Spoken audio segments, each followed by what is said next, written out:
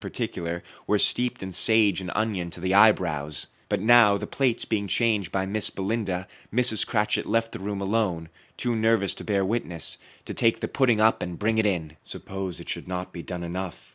Suppose it should break in turning out. Suppose somebody should have got over the wall of the backyard and stolen it, while they were merry with the goose, a supposition at which the two young Cratchits became livid. All sorts of horrors were supposed. Hullo, a great deal of steam. The pudding was out of the copper. A smell like a washing day. That was the cloth. A smell like an eating-house and a pastry-cook's next door to each other, and a laundress next door to that. That was the pudding. In half a minute Mrs. Cratchit entered, flushed but smiling proudly, with the pudding like a speckled cannonball so hard and firm, blazing in half a quarter of ignited brandy, and bedight with Christmas holly stuck into the top. Oh, a wonderful pudding! Bob said, and calmly too, that he regarded it as the greatest success achieved by Mrs. Cratchit since their marriage. Mrs. Cratchit said that now the weight was off her mind, she would confess she had her doubts about the quantity of flour. Everybody had something to say about it, but nobody said or thought it was at all a small pudding for a large family. It would have been flat heresy to do so. Any Cratchit would have blushed to hint at such a thing. At last the dinner was all done, the cloth was cleared, the hearth swept, and the fire made up. The compound in the jug being tasted and considered perfect, apples and oranges were put upon the table, and a shovel full of chestnuts on the fire. Then all the Cratchit family drew round the hearth, in what Bob Cratchit called a circle, meaning half a one, and at Bob Cratchit's elbow stood the family display of glass.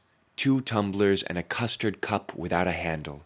These held the hot stuff from the jug, however, as well as golden goblets would have done, and Bob served it out with beaming looks, while the chestnuts on the fire sputtered and cracked noisily. Then Bob proposed, "A Merry Christmas to us all, my dears. God bless us," which all the family re-echoed. "God bless us, every one," said Tiny Tim, the last of all. Bob held his withered little hand in his, as if he loved the child, and wished to keep him by his side, and dreaded that he might be taken from him. "Spirit," said Scrooge, with an interest he had never felt before, "tell me if Tiny Tim will live."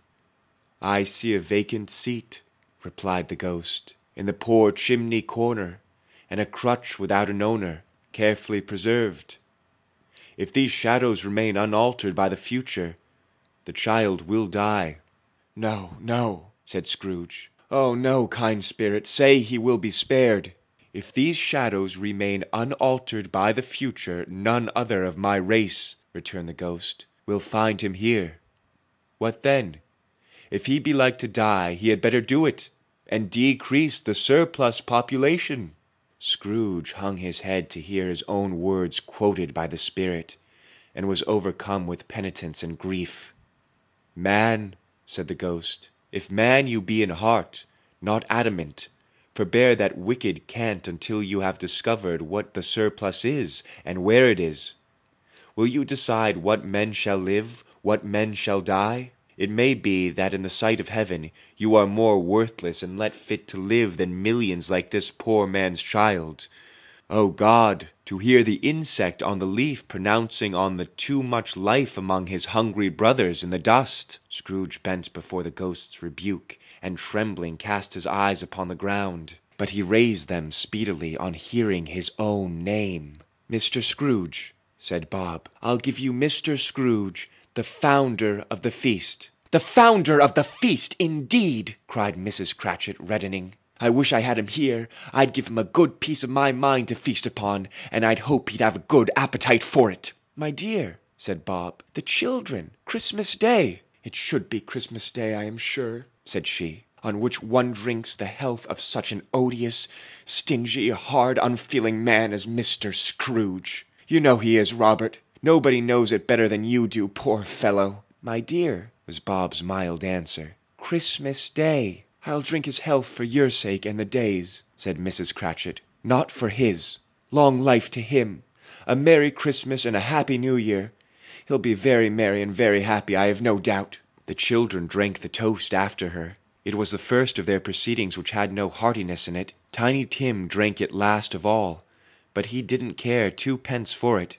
Scrooge was the ogre of the family. The mention of his name cast a dark shadow on the party, which was not dispelled for full 5 minutes. After it had passed away, they were 10 times merrier than before, from the mere relief of Scrooge the baleful being done with. Bob Cratchit told them how he had a situation in his eyes for Master Peter, which would bring in, if obtained, full 5 and 6 pence weekly. The 2 young Cratchits laughed tremendously at the idea of Peter's being a man of business, and Peter himself looked thoughtfully at the fire from between his collars, as if he were deliberating what particular investment he should favor when he came into the receipt of that bewildering income. Martha, who was a poor apprentice at a milliner's, then told them what kind of work she had to do, and how many hours she worked at a stretch, and how she meant to lie abed tomorrow morning for a good long rest, tomorrow being a holiday she passed at home. Also how she had seen a countess and a lord some days before, and how the lord was much about as tall as Peter, at which Peter pulled up his collar so high that you couldn't have seen his head if you had been there. All this time the chestnuts and the jug went round, and by they had a song about a lost child travelling in the snow, from Tiny Tim, who had a plaintive little voice, and sang it very well indeed. There was nothing of high mark in this. They were not a handsome family. They were not well dressed, their shoes were far from being waterproof, their clothes were scanty, and Peter might have known, and very likely did, the inside of a pawnbroker's. But they were happy, grateful, pleased with one another, and contented with the time.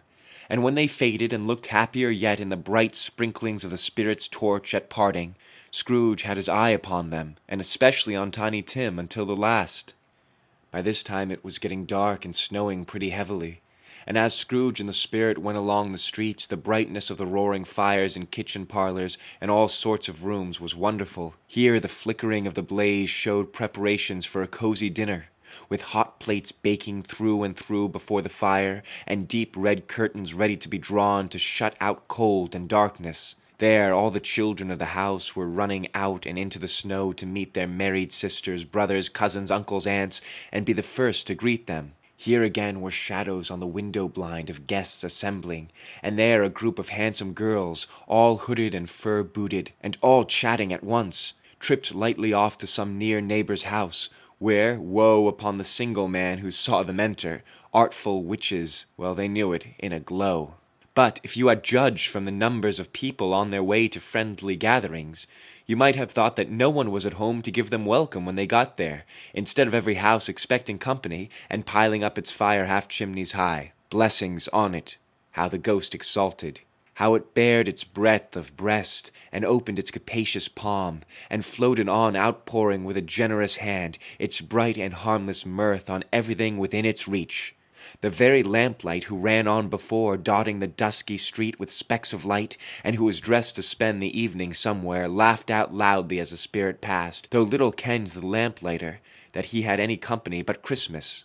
And now, without a word of warning from the ghost, they stood upon a bleak and desert moor, where monstrous masses of rude stone were cast about as though it were the burial place of giants, and water spread itself wheresoever it listed, or would have done so but for the frost that held it prisoner, and nothing grew but moss and furze and coarse, rank grass. Down in the west the setting sun had left a streak of fiery red, which glared upon the desolation for an instant like a sullen eye, and frowning lower, lower yet, was lost in the thick gloom of darkest night. "What place is this?" asked Scrooge. "A place where miners live, who labor in the bowels of the earth," returned the spirit. "But they know me. See!" A light shone from the window of a hut, and swiftly they advanced towards it. Passing through the wall of mud and stone, they found a cheerful company assembled round a glowing fire. An old man and woman, with their children and their children's children, and another generation beyond that, all decked out gaily in their holiday attire. The old man, in a voice that seldom rose above the howling of the wind upon the